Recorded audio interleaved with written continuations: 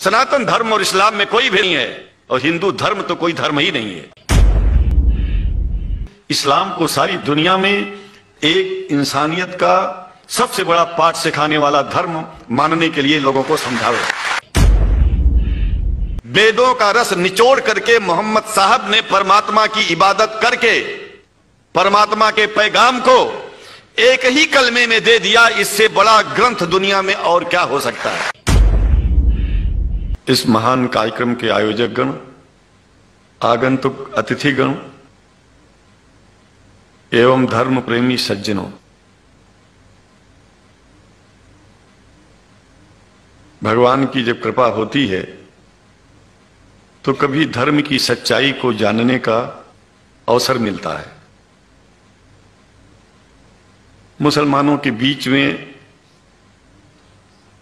लगातार कई वर्षों से हम जा रहे हैं और भारतवर्ष में एक नई प्रथा का प्रारंभ किया मैंने कि जब जगत गुरु शंकराचार्य भी मुसलमानों के बीच में जाकर के उनके प्रेम को समझ सके और इस्लाम की सच्चाई को जान करके इस्लाम को सारी दुनिया में एक इंसानियत का सबसे बड़ा पाठ सिखाने वाला धर्म मानने के लिए लोगों को समझावे।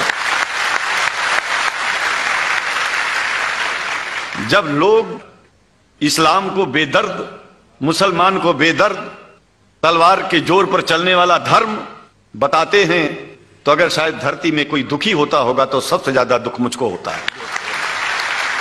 ये न सच्चाई है और न कभी ये सच्चाई हो सकती है।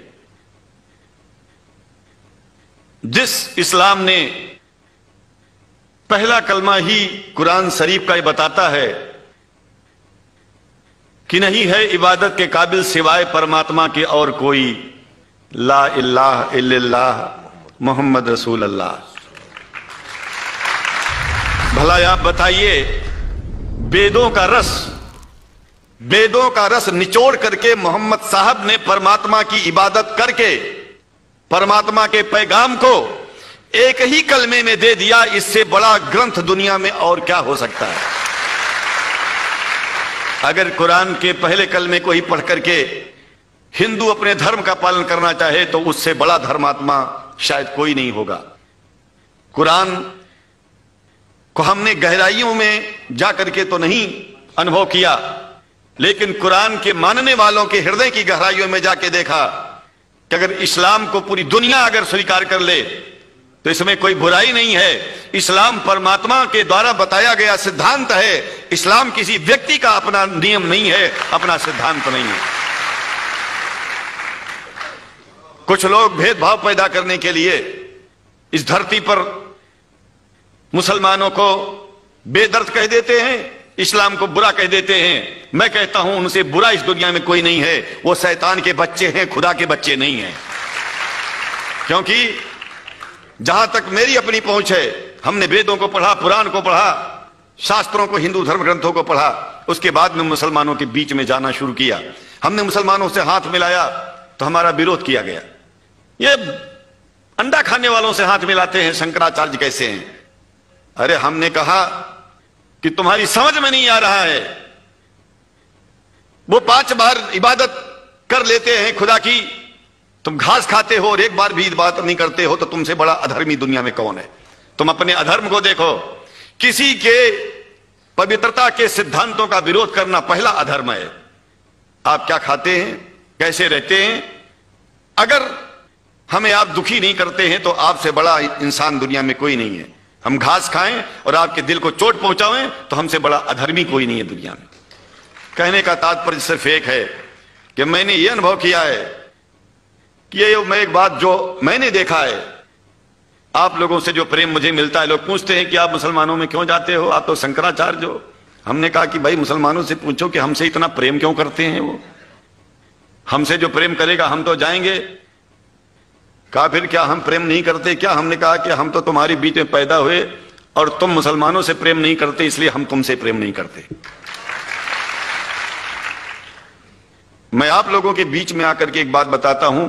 कुछ समय से हिंदू धर्म के नाम पर कुछ संस्थाएं हिंदू मुसलमानों में भेद पैदा करने के लिए कुछ ऐसा कार्य किया जिसकी वजह से आम हिंदू, सीधा साधा हिंदू बेचारा जान ही नहीं पाता है इस्लाम क्या है और सनातन धर्म क्या है।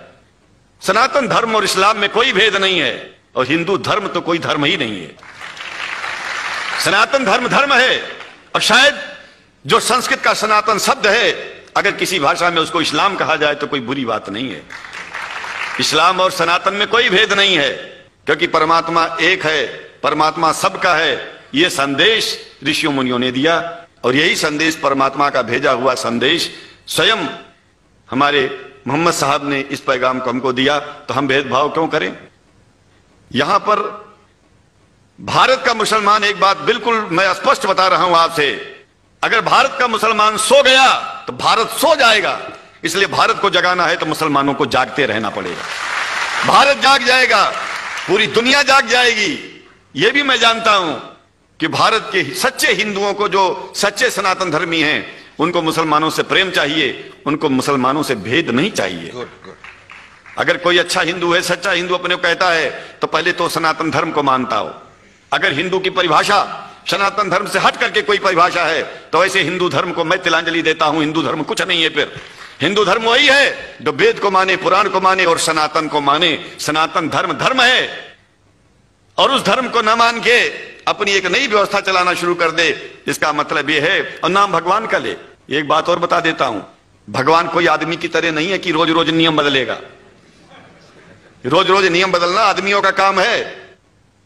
हमारे पूर्व प्रधानमंत्री साहब, मुझे दुख होता है कभी कभी, यद्यपि लोग ये ना समझ बैठे कि मैं उनका विरोधी हूं, विरोधी नहीं हूं, लेकिन उनको खुद सनातन धर्म की परिभाषा नहीं आती है। विदेश में जाकर के हिंदू धर्म की गलत परिभाषा कर दी है, और हमको सबको ये दुख हुआ कि किस स्कूल में जाके पढ़े हैं ये।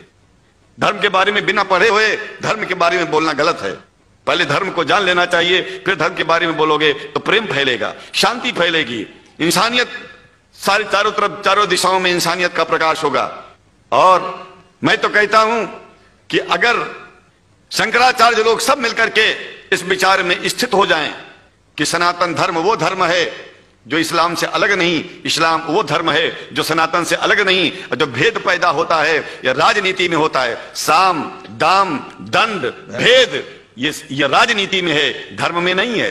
धर्म में है एको ब्रह्म द्वितीयो नास्ति, एकमेव द्वितीयम ब्रह्म ला इलाहा इल्लल्लाह। ये धर्म कहता है, ये धर्म की बात है। इसलिए हम भगवान की आराधना करते हैं, उपासना करते हैं। परमात्मा एक है, और परमात्मा बार बार नियम नहीं बदलता कि धरती पर इंसान बदलते जा रहे हैं तो परमात्मा अपना नियम बदलता चला जा रहा है। एक बात याद रखिएगा, जब से शुरुआत हुई होगी और जब तक ये दुनिया रहेगी, ईश्वर का सिद्धांत एक था, एक है, एक ही रहेगा। मानने वाले आपस में भेद पैदा करें तो इसमें उसका कोई दोष नहीं है। दोष तो उन लोगों का है जो लोग भेद पैदा करके प्रतिष्ठा पाना चाहते हैं। खास करके इतना जान लीजिए, धर्म भेद को मिटाता है और राजनीति भेद को बढ़ाती है। राजनीति का स्तर केवल राष्ट्र की व्यवस्था तक है, और धर्म पूरे विश्व के लिए है।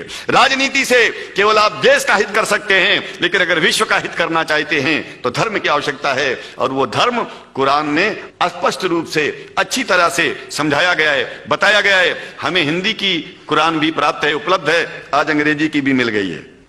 और हम तो चाहते हैं, हाँ, कुरान शरीफ सारी दुनिया में अगर इस ग्रंथ को पहुंचाया जाए, और पहुंचाना चाहिए। मैं तो मुसलमानों से एक जरूर बात कहूंगा कि आप लोग एक चीज का ध्यान दें, आपके पड़ोस में जिस भी भाषा को जानने वाला व्यक्ति रहता हो, जिस भी भाषा को, कोशिश कीजिए कि आप इस कुरान जैसे पवित्र ग्रंथ को उसको उसकी भाषा में पहुंचाइए। और मेरी समझ में सारी दुनिया में एक कुरान पहुंचेगा तो सारी दुनिया में शांति होगी, सारी दुनिया में अमन होगा, और सारी दुनिया में ऐसे ही इतने प्रेमियों के बीच में शंकराचार्य को पहुंचने में और बोलने में कोई दिक्कत नहीं होगी, संकोच नहीं होगा।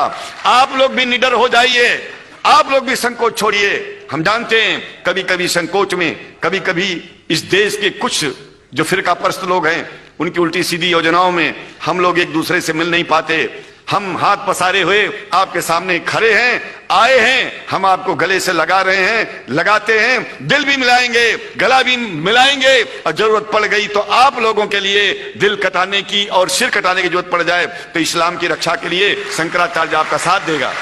क्योंकि शंकराचार्य जानते हैं इस्लाम धोखा नहीं है, शंकराचार्य जानते हैं इस्लाम बर्बादी का रास्ता नहीं है। शंकराचार्य को पता है कि जो वेद में लिखा है वही कुरान में लिखा है, इसलिए हमारा धर्म नहीं छूटेगा, हमारा धर्म और आगे बढ़ेगा। अगर हम मुसलमानों को अपना सगा मानते हैं तो मुसलमान परमात्मा का बनाया है, आदमी का नहीं। हिंदू जो अपने को कहते हैं वो भी जान लें कि वो परमात्मा के बनाए हैं, तो मुसलमानों से भेदभाव करना बंद कर दें और हमारी तरह सबसे प्रेम करें। डॉक्टर लखना साहब, देखिए मैं अपरिचित था, जानता नहीं था, और मैं बड़ा प्रसन्न हूं कि वो समय निकाले और यहाँ आए। उनको तो मैं धन्यवाद क्या दूं, मैं तो ये चाहूंगा कि परमात्मा उनको शक्ति दे कि हम लोगों को सबको ऐसे ही सुंदर दिव्य बड़ी सभाओं में संबोधित करते हुए और हम लोगों के ऊपर वो स्वयं कृपा बनाए रखें और हम उनके साथ रहेंगे, जहां भी जरूरत होगी सदा जीवन में उनका साथ देते रहेंगे। इन्हीं शब्दों के साथ जीवन में अब जब भी याद करेंगे, जब तक मेरा शरीर है हम आपकी सभाओं में आते रहेंगे।